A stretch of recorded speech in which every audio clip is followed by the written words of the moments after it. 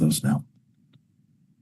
I think there's a lot of ways to analyze this problem of global government, but I would start just with the pragmatic approach. When you have a global government, it will be a magnet for the very worst kind of people. And historically, we've seen that. Government power tends to attract people who want to wield it for improper purposes.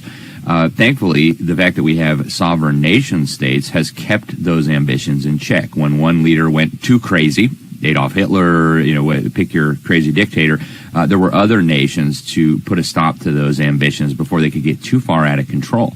What happens when you have a global government and there is no longer any force that can properly withstand that power?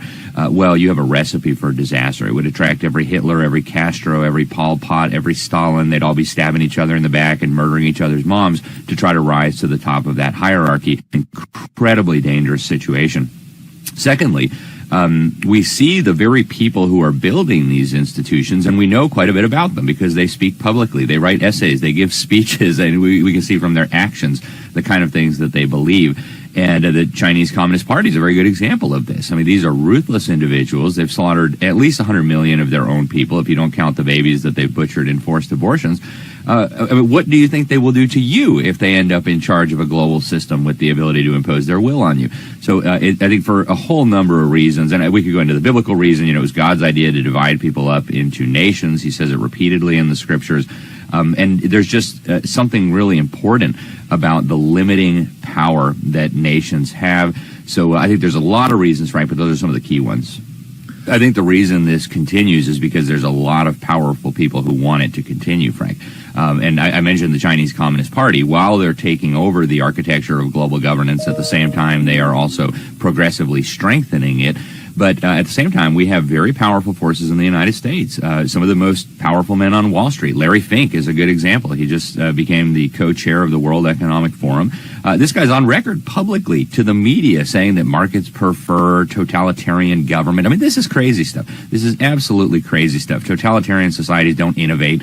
They imitate. They rip off people's technology.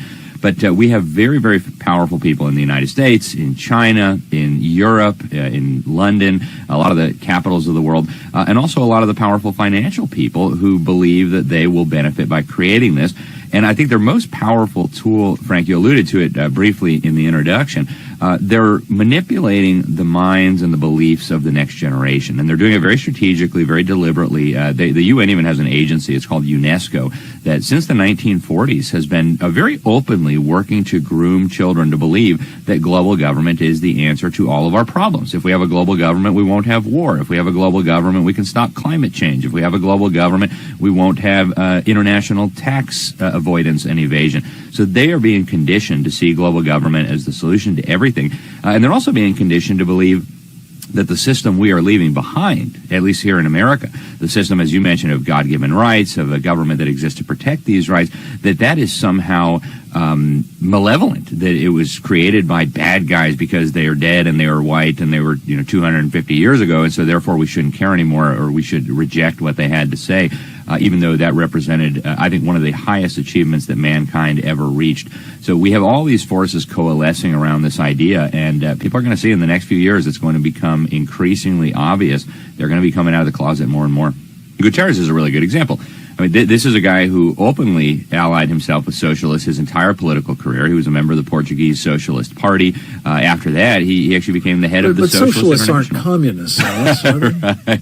Yeah, they're communists with a slightly different outer wrapper.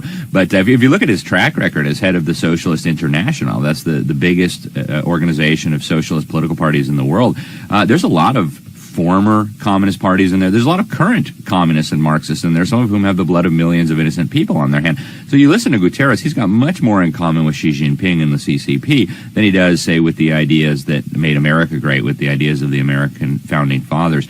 The UN is absolutely filled with leaders from the CCP, and they're not even shy about admitting it anymore. They have a school of global governance in Beijing at the Foreign Service University, and they are openly taking over the architecture of the UN. I started digging into this over a decade ago. I've written many articles about it in the New American, in the Epoch Times, in Diplomat magazine. The last time I looked, and it's been maybe a couple of years since I've looked, but 5 of the 15 UN specialized agencies were being run by members of the CCP, at least another 3 or 4 by well-known puppets of the CCP. And for perspective, there was one American, running one of the least important of these agencies, the World Food Program. So that gives you a sense of how deeply infiltrated the UN is. That's John McCain's widow, the last time I checked. On this question of imputing to these wholly unaccountable bureaucrats, whether it's Guterres at the UN or it's people like Ghebreyesus at the World Health Organization, it seems to be something that is becoming much more invasive, if I can use that expression. You were present, notably, when the Pact for the Future was approved at the United Nations. Tell us about what it gives Guterres the authority to do and how he is responding to that new authorization.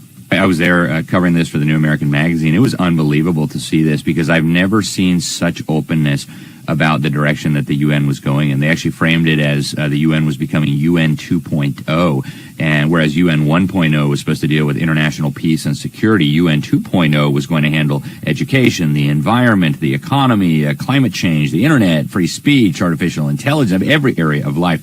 And in this agreement that they adopted by so-called consensus, in other words, every government in the world agreed to at least let it pass and become part of the body of what they kind of pretend like is international law. They specifically say in there, and I warned that this was coming in 2023 in a big article for the Epoch Times because I had the reports from Guterres. They say that the UN needs to be strengthened to deal with international emergencies.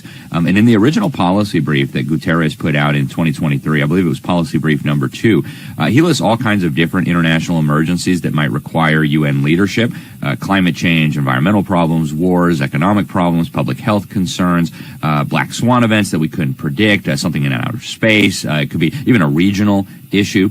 And they say then, right in the text of this document, that the UN and its agencies would become the primary decision-making authority and that all stakeholders would have to defer to their decisions.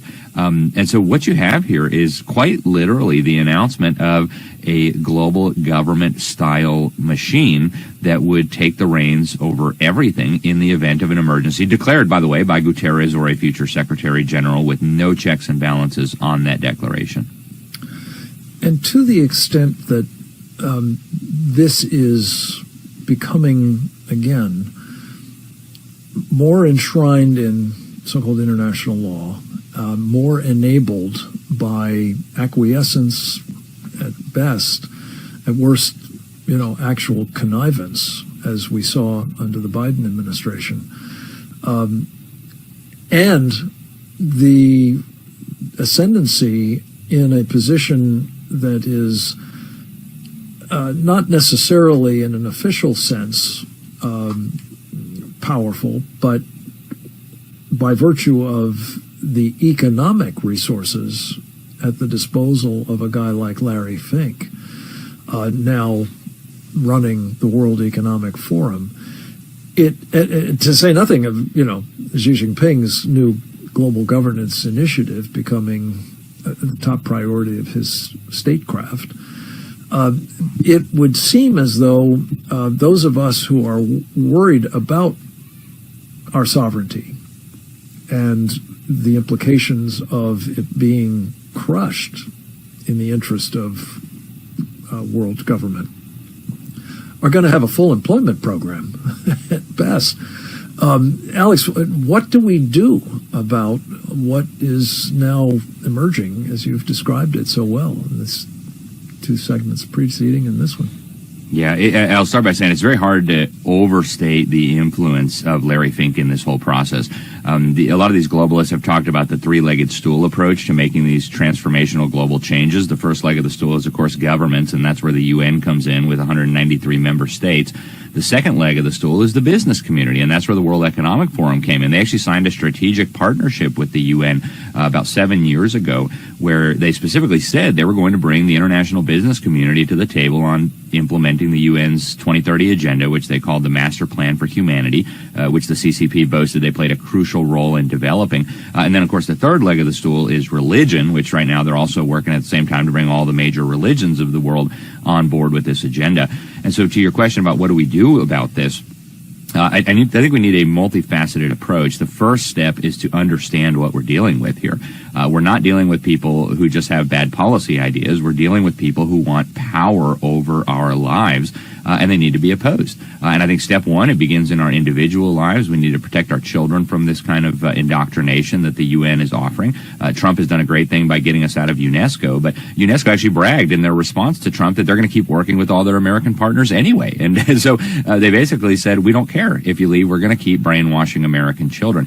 So I'd urge American parents really take this seriously. My wife and I, we homeschool our 6 children. We use Classical Conversations. I wouldn't trade it for the world, but I encourage everybody, find a suitable alternative, whether it's a good Christian school, Catholic school, homeschool, lots of good options out there. That's step one, protect your children from being indoctrinated. Step two, we need to be involved in the public arena. We need our members of Congress to listen to what we're saying. We need the president to keep fighting this. And we need Congress to enshrine into law a lot of what Donald Trump has done through executive order and executive policy. So critical that we get this done, Frank. Amen to that, Alex. Thank you for your expertise on these matters and your clarity in bringing them to our attention as truly a threat to all we hold dear in this country. We're going to broaden the lens a bit and introduce the second of our 2 topics, namely the threats of a growing capability on the part of the Chinese Communist Party and its allies